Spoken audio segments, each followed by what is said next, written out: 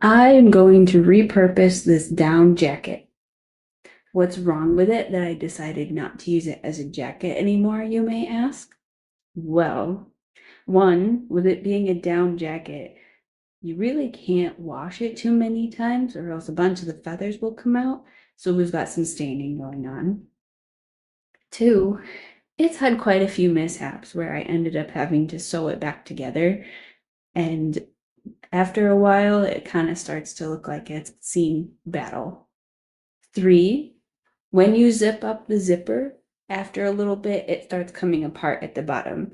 And it can be a real pain to try and get in and out of this coat when it's stuck because the zipper is unzipped at the bottom. So, knowing that and knowing it hasn't lost all of its feathers yet from just moving around and the feathers coming out through little pinholes, I decided I'm going to turn this into a little cozy cave for a small dog or cat. Do I have a small dog or cat? No, but that's not going to stop me.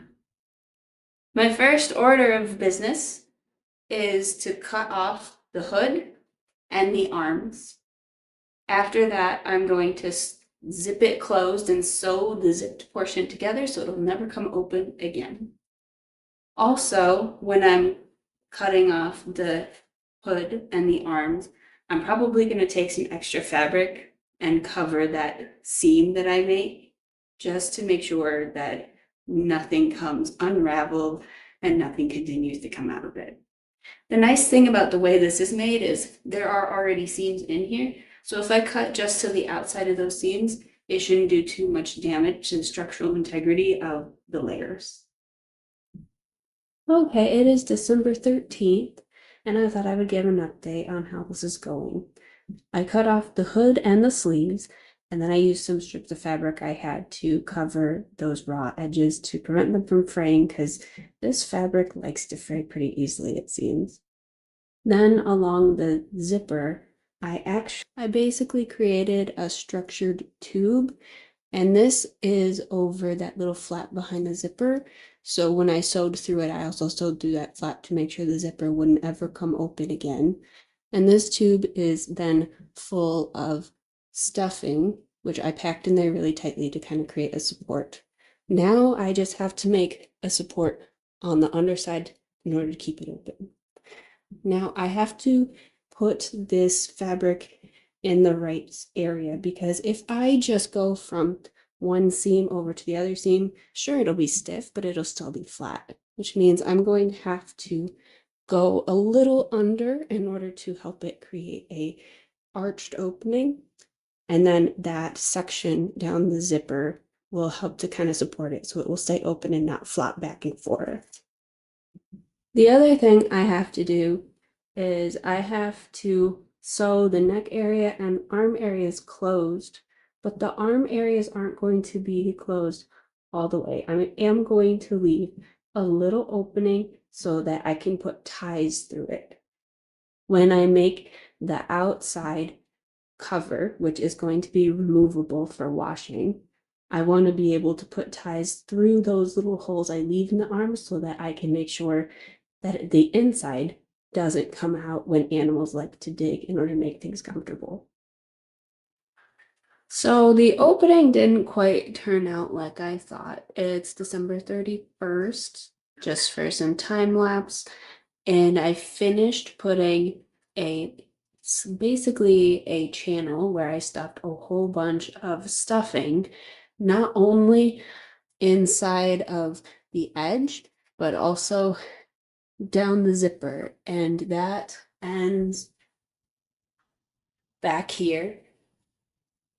And while it's not as arched and open as I was hoping it would become, my thought is still the same. It's stiff enough that a dog can stick their head under, or a cat can stick their head under, and then continue to make their way inside. So the armholes and the neck hole are pretty much sewn all the way shut, except the armholes have this space. It's about 2 finger widths, and you've got it on either side. And that is where the ties for the cover are going to stick through so that you can secure the inside and the outside together. I've got this really fuzzy fabric here that's soft, and I've used it before where it ends up reflecting a lot of heat back to you. And I'm going to use this for the removable cover of this doggy or kitty sleeping bag is essentially what it is, Cozy Cave. And the idea is I'm going to essentially make a really long pillowcase, and I'm going to sew a couple of ties into it so that you can then stick it through those little holes that I left in the arms and then secure it to whatever is around the outside. So I've cut out the size of the fabric that I want, lengthwise and widthwise. It is in half so that I know this is going to be the entire width around. And I also cut out some ties. Now I have to choose which end that I want to be the inside because that is just going to end up being sewn shut. And then we are going to go sew down one side. The other end is going to be folded to make about just a 2-inch cuff. And that will just be kind of pretty for the outside, even though it will be in the back. So I am going to take some of this, I'm going to fold it in half, and for whatever end I decide to sew shut to be the inside, I am going to basically sew these in on the inside so that those ties will be available to go through the little holes that I left in the armholes in order to secure the inside. And I'm going to basically just put one on one side, and then the other one will be just on the other side. Now for the end that ends up being around the outside of the sleeping bag, the cubby hole, the cozy cave, I basically am going to be doing the same sort of thing, except I am going to put them off to the side. So the inside ones are going to be like this, and then the outside ones are going to be in this direction. And I'm going to end up just having to sew in one over on the other side by itself. It doesn't have a seam in order to hold it in place. I finished sewing the lining for the Cozy Cave for a small dog or cats. I'm very excited about it. So we have our cuff here that when you look at the outside, it's going to have this nice little seam line that makes it look very professional. And then we have our ties off to the side in the dirt, off to the side near the opening. And then in the back, they are at shoulder width apart to be able to go through the holes in the arms that I left open. Now I'm going to demonstrate how to put it together, just in case anybody was curious.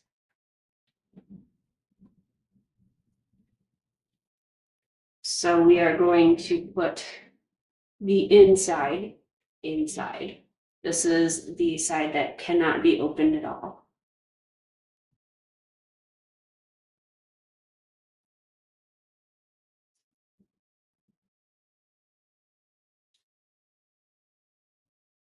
And I am going to use my fingers to end up looking for the ties in order to stick them through the holes.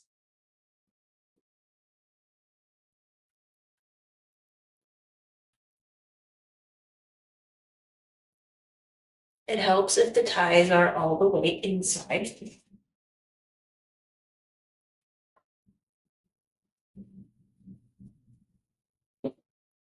We'll kind of just pull that through nice and snug. And the other side.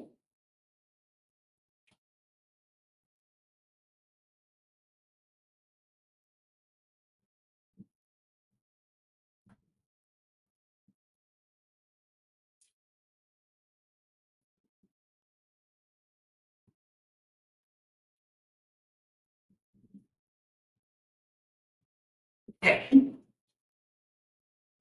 Now that those are through there, we get to turn this essentially inside out to cover the outside, just like a pillow.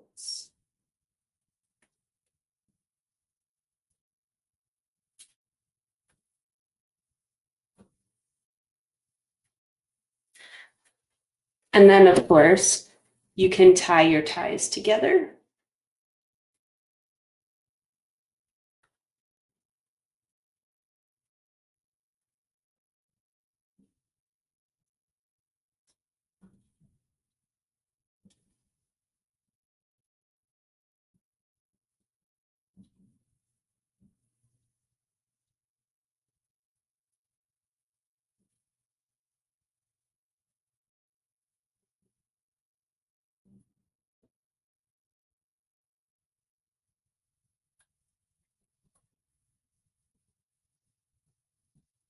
And then your dog or cat will be able to make their way inside to the cozy cave. Obviously, you can make the adjustments necessary for everything to fit right. And it's a nice, essentially, sleeping bag.